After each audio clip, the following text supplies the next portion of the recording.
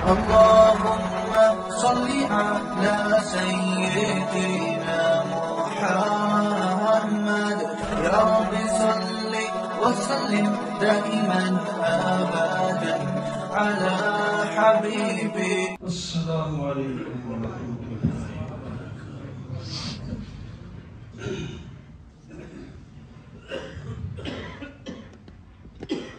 الحمد لله وكفى،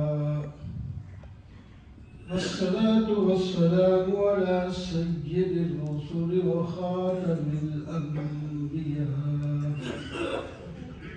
أما بعد، فأعوذ بالله من الشيطان الرجيم. بسم الله الرحمن الرحيم. يا أيها الذين آمنوا كونوا قوامين بالقسط شهداء لله ولو على أنفسكم أو الوالدين والأقربين. صدق الله مولانا العظيم. اللهم صل على سيدنا ومولانا محمد وعلى آل سيدنا ومولانا محمد وبارك وسلم. محترم و معزز سامعین، بزرگوں، دوستوں اور عزیزوں، ووٹ کی بات ہو رہی ہے کیونکہ یہ ہفتہ جو آگے لگ رہا ہے اسی میں ووٹ ڈالے جائیں گے جمعہ سے پہلے ہی.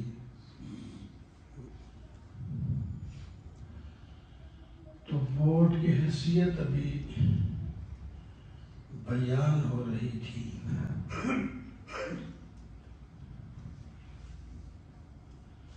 کہ ووٹ کی کیا حیثیت ہے. علماء نے اس کی کئی حیثیتیں بتائی ہیں. ایک حیثیت امانت ہے، جو گزشتہ جمعہ عرض کیا تھا.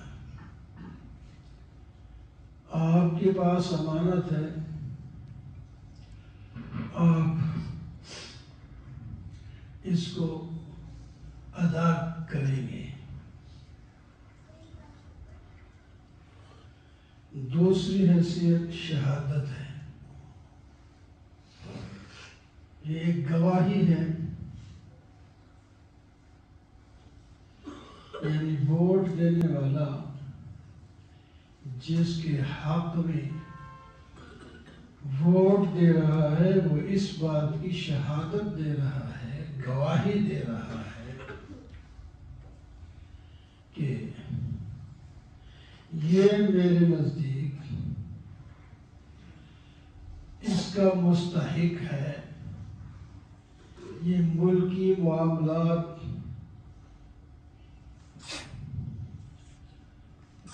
صحیح انداز میں چلائے گا،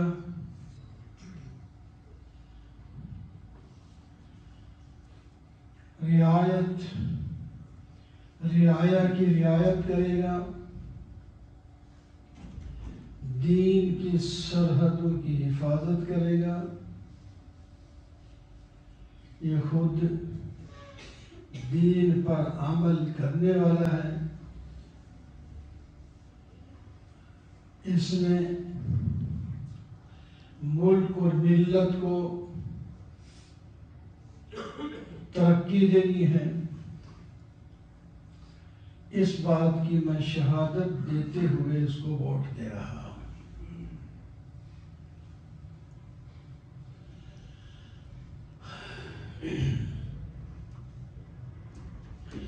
حالات آج کل ایسے ہیں کہ جو لوگ کچھ صلاحیت رکھتے ہیں وہ پیچھے ہٹ کے بیٹھے ہوتے ہیں، وہ آگے نہیں آتے. اور جو لوگ آگے بڑھتے ہیں ان کے اندر صلاحیتیں نہیں ہوتی.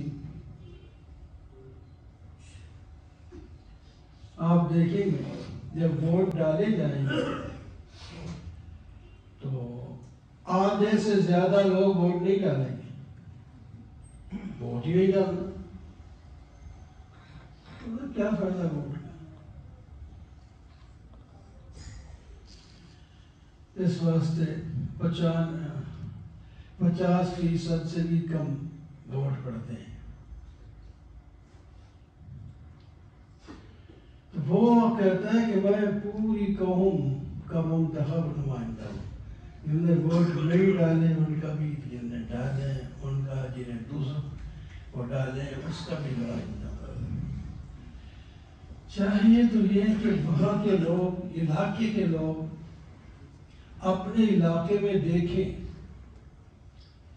کہ کون شخص ہے جو دین کا علم بھی رکھتا ہے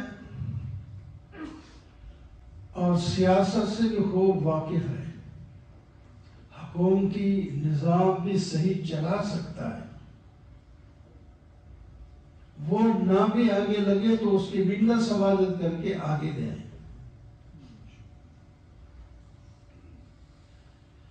پھر اللہ کی مدد بھی اس کے ساتھ رہے گی. خود جو نہیں آگے بڑھتا، دوسرے لوگ اس کو اہل سمجھ کے اس کو آگے لگانا چاہتے ہیں تو پھر اللہ تعالیٰ کی مدد آتی ہے. پھر ایسے شخص کو ووٹ دینا واجب ہو جاتا ہے، ضروری ہو جاتا ہے.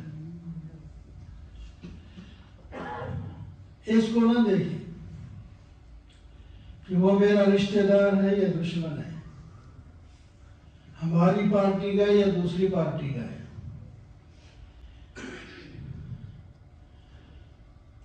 ابھی میں نے جو آیت پڑھی ہے اس میں اللہ تعالیٰ فرماتے ہیں کونوا قوامین بالقسط شہداء للہ. انسان، اے ایمان والو، تم اللہ کے لیے انصاف کے ساتھ گواہی دینے والے بن جاؤ. تمہاری اس گواہی کا نقصان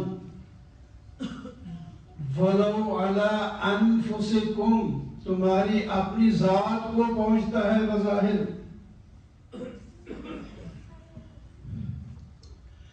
کہ یہ دوسری پارٹی کا آدمی ہے یا میرے دشمن کے میں سے ہے، اس کو میں کیسے دوں؟ تمہیں اپنا نقصان نظر آ رہا ہے اس میں. اب الوالدین، یا اس میں تمہارے والدین کا نقصان نظر آ رہا ہے. والاقربین، یا تمہارے رشتہ داروں کا نقصان نظر آ رہا ہے، لیکن گواہی تم نے حق کی دینی ہے. ان یکن فقیرا غنیا و فقیرا فاللہ اولی بہما.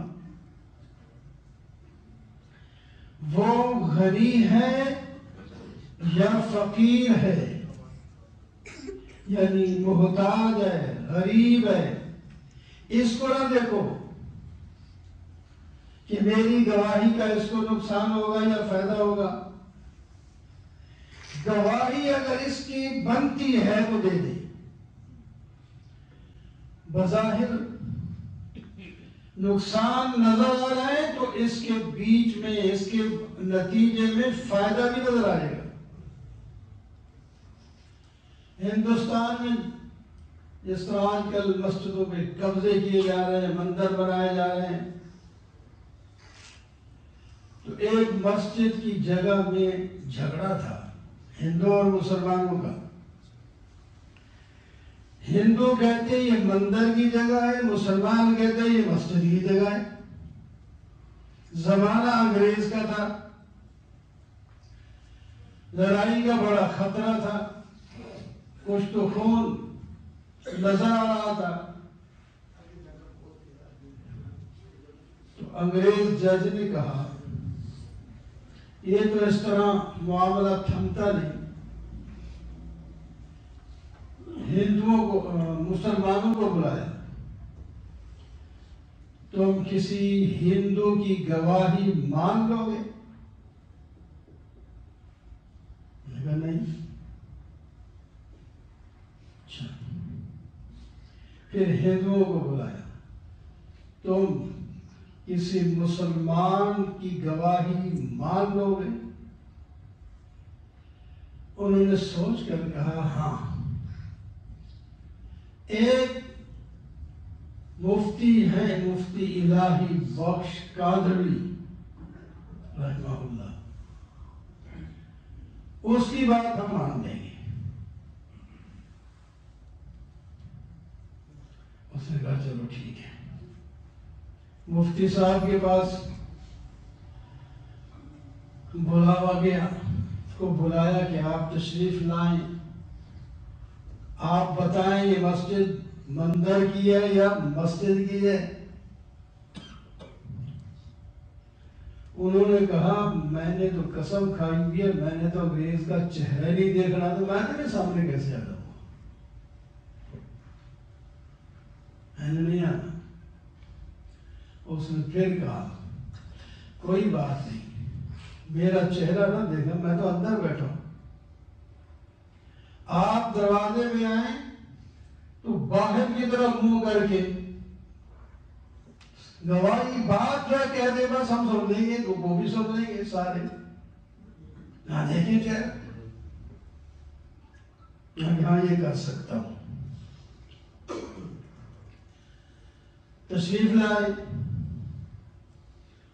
انہوں نے کہا یہ مندر کی زمین ہے یا نہیں، لیکن میں یہ گواہی دیتا ہوں یہ مسجد کی زمین نہیں ہے، یہ مسجد کی نہیں زمین۔ بس یہ بات کہہ کے چلیں گے۔ ہندو خوش ہو گئے کہ ہمارے حق میں گواہی مسجد کی جب نہیں ہے تو پھر مندر کی ہے۔ مسلمانوں کے سر جھک گئے اور بڑے پریشان ہوئے، جلد بازیاں کرتے ہیں لوگ، فٹافٹ خلاف مفتی صاحب کے خلاف لانے شروع کر دیے کہ یہ تو بک گیا، مفتی صاحب بک گئے، ہندوؤں نے کوئی مال دے دیا ہوگا، تو ہم مقدمہ ہار گئے ان کے بیان سے۔ انہوں نے فرمایا ذرا آرام سے ٹھہرو، بات سنو، مسلمان مقدمہ ہار گئے، اسلام مقدمہ جیت گیا۔ مسلمان مقدمہ ہار گئے، اسلام مقدمہ جیت گیا۔ یہ ساری باتیں ہندو دیکھ رہے تھے، سن رہے تھے۔ وہ آئے کہ کوئی زور نہیں، ہم نے کچھ نہیں کہا، انہوں نے اسلام کی حقانیت کا ثبوت پیش کر دیا ہے، کہا ہاتھ بڑھائیں، ہم سب کلمہ پڑھ کے یہاں مسجد بنائیں گے۔ نتیجہ نکلتا ہے اچھا، پہلے نتیجہ نا بعد میں نکلتا ہے۔ اللہ تو گواہی حق کی دے دی جائے، آگے نتیجہ مرتب کرنے والا اللہ ہے، ہو جائے گا۔ تو آپ جس کو حق دار سمجھتے ہیں کہ ملکی معاملات کو سلجھا سکتا ہے، علاقے کے لیے ترقی کا باعث بن سکتا ہے،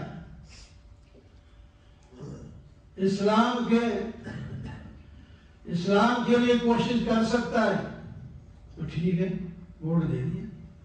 آگے وہ بنے یا نہ بنے، وہ آگے عمل کرے یا نہ کرے، آپ نے جو آپ پر فرض بنتا تھا وہ ادا کر دیا۔ اور جب ایسی بات ہے تو پھر ووٹ مانگنے کی ضرورت بھی نہیں، وہ آئے گا تو دیں گے، مانگے گا، منت کرے گا، ہم پہلے مطالبے رکھیں گے کہ یہ کام کر لو۔ فرمایا وَلَا تَكْتُمُوا الشَّهَادَةَ وَمَنْ يَكْتُمْهَا فَإِنَّهُ آثِمٌ قَلْبُهُ۔ سورہ بقرہ میں ہے گواہی مت چھپاؤ۔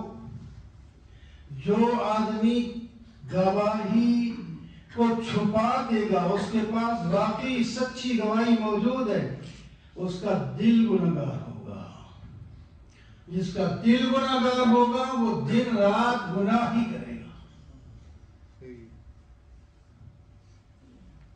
حدیث پاک میں آتا ہے کچھ لوگ ایسے ہوں گے کہ گواہی مانگنے کے بغیر وہ گواہی دیں گے، ان کو بڑا ثواب ملے گا۔ ایک تو یہ ہے نا پیسے والے گواہی چلے پیسے لے لو تو ہم گواہی دے دیں، پیسے دے دو، یہ نہیں۔ ایک آدمی کا حق ہے، ایک بندہ جانتا ہے اور اس کو نہیں پتا کہ میرا کوئی گواہ بھی ہے، یہ خود جا کے کہتا ہے کہ باقی یہ حق تیرا ہے اور اس پر میں گواہ ہوں، اس کو بڑا ثواب۔ اس کا تو حق ڈوب رہا تھا۔ ایک صحابی نے ایک بہت بڑے بہادر کو، دشمن کو قتل کیا اور بڑا امیر بھی تھا وہ دشمن، اس کا سامان حرب بہت زیادہ تھا، وہ دوسرے صحابی نے لے لیا۔ نبی علیہ السلام نے فرمایا بعد میں جب مال غنیمت اکٹھا ہوا، جس نے فلاں کو قتل کیا اس کے پاس کوئی گواہ ہو تو وہ بتائے تاکہ وہ سامان اس کا ہم اس کو دے دیں گے، ایک تو مال غنیمت تقسیم ہوگا برابر کا۔ یہ جو ہیں کچھ من قتل قتیلا فليصلبه، جو کسی کو قتل کرے گا اس کا سلب، اس کا سامان وہ اسے اس کو ملے گا، ایک اصول ہے۔ تو اس نے ایک دفعہ کھڑا ہوا پھر بیٹھ گیا، دوسری دفعہ کھڑا ہوا پھر بیٹھ گیا، تیسری دفعہ کھڑا ہوا۔ آپ صلی اللہ علیہ وسلم نے فرمایا کھڑے ہوتے ہو پھر بیٹھ جاتے ہو، یہ کچھ بھی نہیں کہتے۔ فرمایا عرض کیا حضرت کھڑا تو اس واسطے ہوتا ہوں وہ کہ میں نے قتل کیا اس کو، لیکن بیٹھ اس واسطے جاتا ہوں کہ میرا گواہ کوئی نہیں کہ جو گواہی دے گا میرے حق میں، مجھے نہیں پتا۔ ایک آدمی کھڑا ہوا، میں گواہی دیتا ہوں کہ اس نے قتل کیا اور سامان سلب بھی میرے پاس ہے، اس کو راضی کر دیں، آپ کو کچھ اور دے دیں، یہ میرے پاس ہی رہنے دیں۔ حضرت صدیق اکبر کھڑے ہوئے، یہ کیسے ہو سکتا ہے کہ اللہ کا شیر اللہ کے دشمن کو قتل کرے اور اس کا سامان تجھے مفت دے دیا جائے، یہ اسی کو ملے گا جس نے قتل کیا۔ تو اللہ تعالیٰ سے صورتیں بنا لیتے ہیں۔ وہی نہیں بہرحال ٹائم ہو گیا۔ تو ایک تو اس کی حیثیت شہادت کی، ایک اس کی حیثیت سفارش کی، ایک اس ووٹ کی حیثیت وکالت کی، ایک اس ووٹ کی حیثیت ہے مشورے کی، مشاورت کی، مشورہ دیتا ہے۔ میں ووٹ دے کے مشورہ دے رہا ہوں کہ یہ اس کا حق ہے، میں ووٹ دے کے بتا رہا ہوں کہ یہ میرا وکیل ہے، یہ کام کر سکتا ہے۔ اور ایک اس کی حیثیت ہے کہ یہ بیعت ہے، کیونکہ حکمران دینی حکمران کی بیعت کرنا بھی اسلام کا حکم ہے۔ یہ ساری حیثیتیں تفصیل کے ساتھ علماء نے لکھی ہیں، اس واسطے ووٹ کو صحیح جگہ پر استعمال کریں تاکہ آگے کوئی صحیح لوگ منتخب ہو کر کے آئیں، ورنہ پھر بعد میں ہم روتے رہتے پریشان، یہ کر دیا وہ کر دیا۔